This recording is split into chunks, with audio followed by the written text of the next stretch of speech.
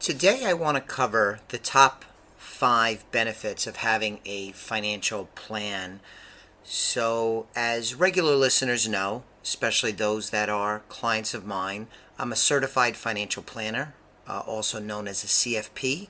It's one of the most distinguished credentials in the financial planning, financial services industry.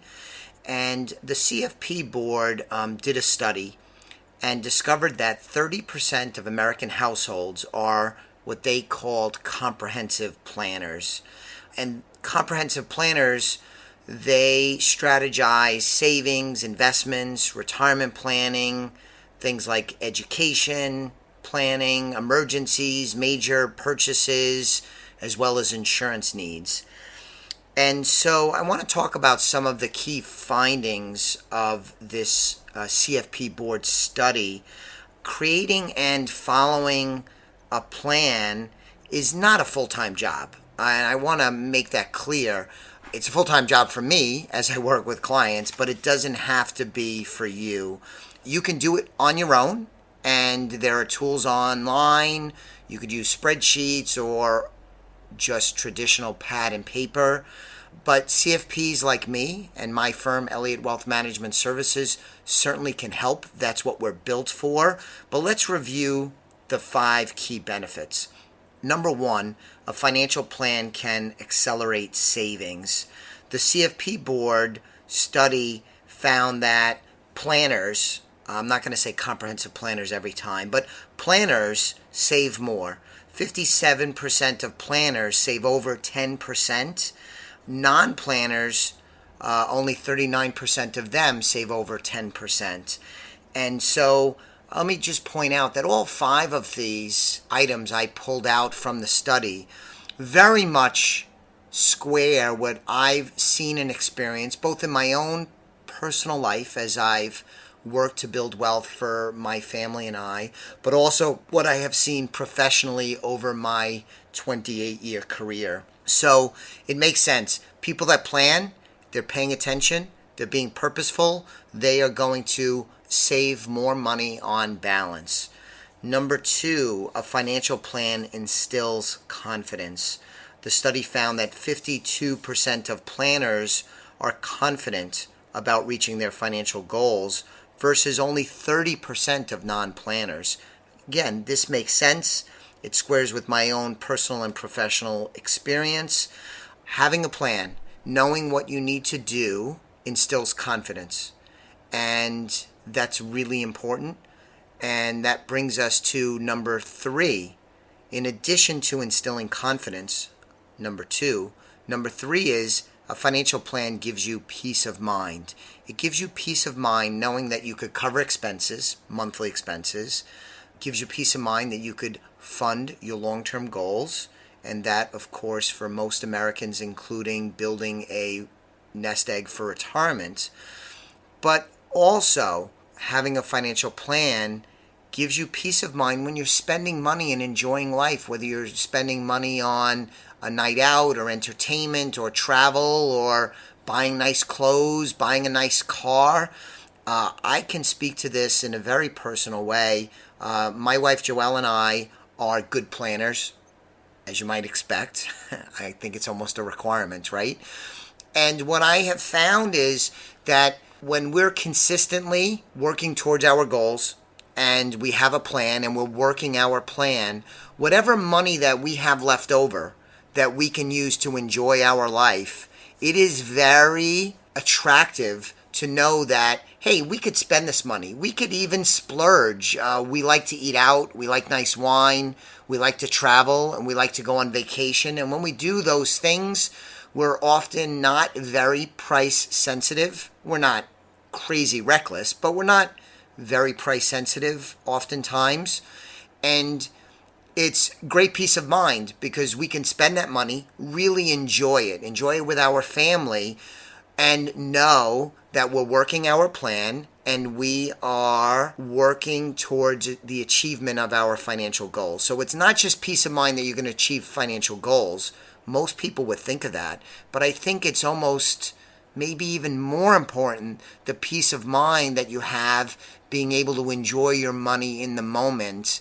And I find that to be a key part of this list for my own personal experience.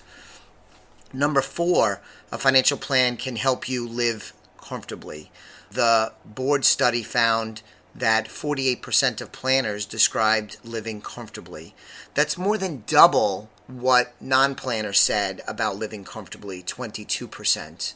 And now, if you think back to psychology class that you may have taken, it's tough to determine, are the people that are winning with money become planners, or do planners tend to win with money? I think there's a little of both. I mean, this is a big country, so there's all types of scenarios. But I think by and large, based on my experience, talking to hundreds, if not thousands of people over these many years, is that it's much more the latter, that planners tend to win with money. And I think this study bears that out. If you're not planning and you're just flying by the seat of your pants and not being purposeful, not working a plan, I think you're likely not to live comfortably, because the chances that something is out of whack, I think, goes up demonstrably. So number 4 is that a financial plan can help you live comfortably. Finally, number 5, financial plan can help you reach your goals. I think this is vitally important, and it is the capstone to the other 4. If you have a plan, if you work that plan and you follow that plan, and let me just say as a side note, these plans do not have to be rigid. They will change. You might make more money, you might make less money, you might be out of work. If you're like most Americans, some years may be really great and other years will be not so good. There'll be unexpected expenses. There'll be obstacles, some cases tragedies. Life will happen. These plans are not rigid, unchanging things. They are a living document that will need to be modified and amended routinely along the way. But a financial plan can help you reach your goals. The board study found that 50% of planners feel that they are on track to achieve their goals versus only 32%. Let me also point out, from the planning perspective, that many people will have a long-term goal, and this transcends finance. This is in a lot of areas. They'll have a goal. Let's say you're 30 years old and you have a goal of retiring wealthy at an early age. All right, well, that's a good long-term goal. It needs a little more specificity. You should have a goal for a certain amount of money at a certain date. Psychologically, that's very meaningful in terms of goal setting and allowing your conscious and subconscious mind work on the issue to help you achieve it. But that 30-year-old, even if they say, I would like to have X number of dollars at a particular date, that's good. That's an improvement over my first illustration. But short and midterm goals are very important, because that 30-year-old, lots of stuff's going to happen between 30 years old and whatever, let's say, their goal at 55. So you want to break it down into short and midterm goals, more digestible pieces that are part of the plan. How much are you going to save this year towards wealth building? Do you need to clean up debt first? Are you going to fund a 401k, and are you going to make it a pre-tax contribution or a Roth contribution? Things like that. You want to break it down into smaller parts. Another way to say it is, you begin with the end in mind. I want to have X number of dollars at retirement or at a certain age. How much do I need to do each year? What assumptions am I going to make in my forecast? We do retirement analysis for clients all the time, and it really helps make clear the path they're on, how likely they are to achieve their goals, and in some instances, they may have to change some of what they're doing to increase the chances they get there. But it's not just the establishment of long-term goals. You need short and midterm goals as well, and focus on controlling what's controllable. If I have, again, sticking with that illustration, somebody who's 30 years old that wants to have X number of dollars at 55, there's a lot that we don't know. We don't know what their return is going to be, although we could look at historical performance, but we really don't know. We don't know what tax policy is going to be. We do not know what interest rate environment is going to be. We don't know what inflation is going to be. We don't know if the structure of retirement account offerings are changed by the government. We don't know what the trajectory of income will be. Will you make more money every single year, or will there be years when it goes down?